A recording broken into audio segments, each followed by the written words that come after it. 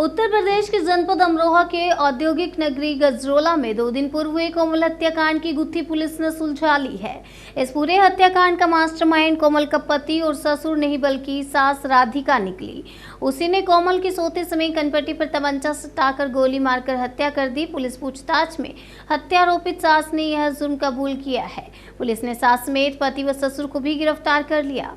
आपको बता दें, बीते रविवार को गजरोला कस्बे के मोहल्ला गंगानगर में विवाहिता कोमल की गोली मारकर हत्या कर दी गई थी। इस घटना को लूट के बाद हत्या करने की बात दर्शाने के लिए घर का सारा सामान भी बिखेर दिया गया था। पुलिस ने कोमल की मां गीता देवी की तरफ से दहेज हत्या में पति अमित, ससुर नरेंद्र व सास राधिका के खिलाफ प्राथमिकी दर्ज कर ली थी। भले ही प्राथमिकी दर्ज हो गई हो, लेकिन इस पुलिस प्रकरण तक पहुंचने में जुट गई है। इसके बाद कुछ क्लू पुलिस के हाथ लगे, जिसके बाद गजरोला पुलिस ने कोमल की सास राधिका से पूछताछ की तो उसने पूरी घटना कबूलते हुए हत्या करने की बात कही। पूछताछ में बताया गया कि कोमल व उसके बीच कभी नहीं बनी। बेटे अमित को भी कोमल परेशान रखती थी। वह हमेशा सास ससुर से अलग रहने की जिद किया करती थी। घटना से एक दिन पहले कोमल परीक्षा देकर आई और इसके बाद कोमल ने अपने पति अमित से कहा कि सास राधिका उसके घर पर ना आए। ये बात सास को नागवार गुजरी और वह दूसरे मकान से तमंचा लेकर कोमल के पास पहुंची तो देखा कोमल अपने मकान में सो रही थी। उसी दौरान सास राधिका ने सोते समय कोमल की कनपट्टी पर तमंचा लगाकर गोली मार दी। गोली मारने के बाद हत्यारी सास राधिका ने तमंचे को शौचालय के टैंक में फेंक दिया और घटना को लूटपाट के बाद हत्या दिखाने के लिए सामान तितर बितर कर दिया, लेकिन कोई भी सामान नहीं गया था। इसी वजह से पुलिस को शक हो गया। पुलिस ने जब गहनता से पड़ताल की और पूछताछ की तो सास राज सामने आ गया। इस मामले में पुलिस ने मृतक कोमल की सास राधिका और उसके ससुर और उसके पति अमित को गिरफ्तार कर लिया है।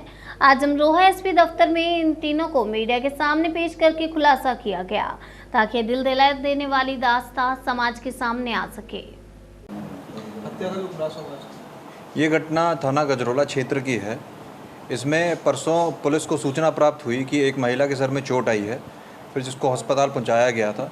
इसमें पूरी घटना में जो परिवार जो मृतका है, इसकी मदर के द्वारा एक तहरीर प्राप्त की गई थी, जिसके आधार पे एक 304B दहेज हत्या में मुकदमा पंजीकृत किया गया था सास ससुर और पति के खिलाफ। इसमें जब इसमें प्रकरण में जब पूछताछ की गई, जांच की गई और लोगों के आसपास लोगों के बयान भी लिए गए तो आसपास के एक दुकानदार द्वारा भी बयान दिया गया। इस महिला द्वारा जो मृतका है, मृतका की सास को देखा गया था रोड पर कुछ फेंकते हुए। इसमें जब परिवार से भी जो पूछताछ की गई तो सामने ये बात आई कि जिस दिन कोमल जो मृतका है घर पे अकेली थी, जब सो रही थी, तो जो मृतका है उसकी जो सास है उसके द्वारा उसको सर में तमंचे से उसको शूट किया गया और उसकी जो हत्या है वो कर दी गई थी।